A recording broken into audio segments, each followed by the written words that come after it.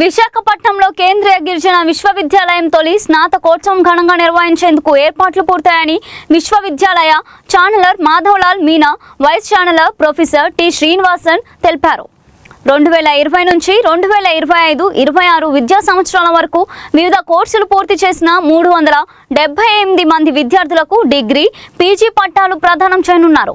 విశిష్ట ప్రతిభ కనపరిచిన 13 మంది విద్యార్థులకు రాష్ట్రపతి చేతుల మీదుగా బంగారు పతకాలు అందజేయనున్నట్లు తెలిపారు. బంగారు పతక గ్రహీతల్లో 11 మంది విద్యార్థులు ఉండడం విశేషమని పేర్కొన్నారు. స్నాతకోత్సవానికి రాష్ట్రపతి, కేంద్ర విద్యాశాఖ మంత్రి ధర్మేంద్ర ప్రధాన్, రాష్ట్ర గవర్నర్ అబ్దుల్ నజీర్, రాష్ట్ర విద్యాశాఖ మంత్రి నారా లోకేష్ హాజరు కానున్నారు.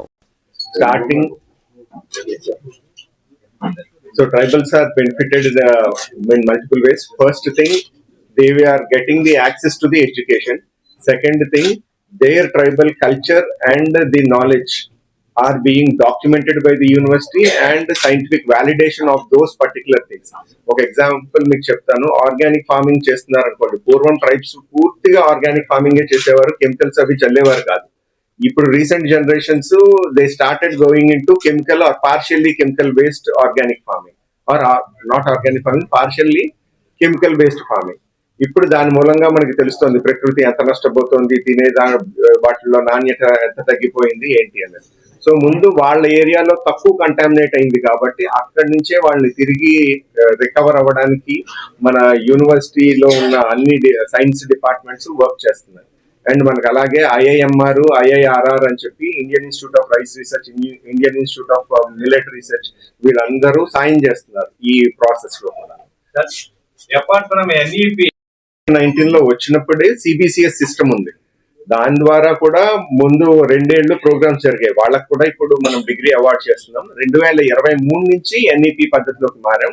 అందులో ఒక ఫెసిలిటీ ఉంది, మల్టిపుల్ ఎంట్రీ మల్టిపుల్ ఎగ్జిట్ అని. ఇలా 4 ఏళ్ల యూజీ ప్రోగ్రామ్ లో 3వ ఏడాది ఎగ్జిట్ అయిన పిల్లలకు కూడా మనం డిగ్రీ ఇస్తున్నాం. సో పిల్లలకి ఇప్పుడు NEP రిలేటెడ్ గా ఉండే అడ్వాంటేజెస్ అన్ని అర్థమవుతున్నాయి. Officiating Vice Chancellor of Central Tribal University of Andhra Pradesh. I thank you all for coming. ఈ పర్టిక్యులర్ ప్రెస్ మీట్ మా మొదటి కాన్వకేషన్ గురించి. రేపు మా మొదటి కాన్వకేషన్ మాది ఇక్కడ విశాఖపట్నంలో జరుగుతోంది.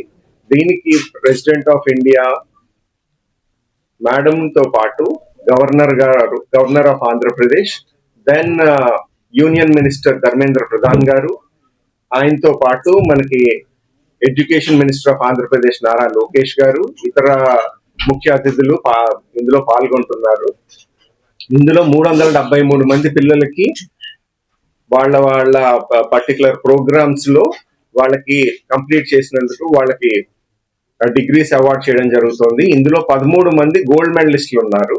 సో ఆ గోల్డ్ మెడలిస్టులు ఇదే ఫస్ట్ టైం అవడంతో 13 మంది అన్ని యూనివర్సిటీ ఇనిషియేటెడ్ గోల్డ్ మెడల్స్ వాళ్ళకి ఇవ్వడం జరుగుతుంది. I'm Professor T. Srinivasan, Officiating Vice Chancellor of Central Tribal University of Andhra Pradesh. మా మొదటి స్నాతకోత్సవం విశాఖపట్నంలో జరుగుతోంది రేపు 30వ తారీఖున. దానికి గౌరవనీయులైన president of India Droupadi Murmu garu, then Honorable Governor of Andhra Pradesh, Honorable CM of Andhra Pradesh, Honorable Education Minister Government of India, Honorable Education Minister Government of Andhra Pradesh, వీళ్ళందరూ పాల్గొనడానికి రేపు వస్తున్నారు. ఇది మాకు చాలా గర్వకారణము. ఇందులో 373 మంది స్టూడెంట్స్ కి డిగ్రీలు అవార్డ్ చేయడం జరుగుతుంది. అందులో 13 మంది గోల్డ్ మెడలిస్టులు ఉన్నారు.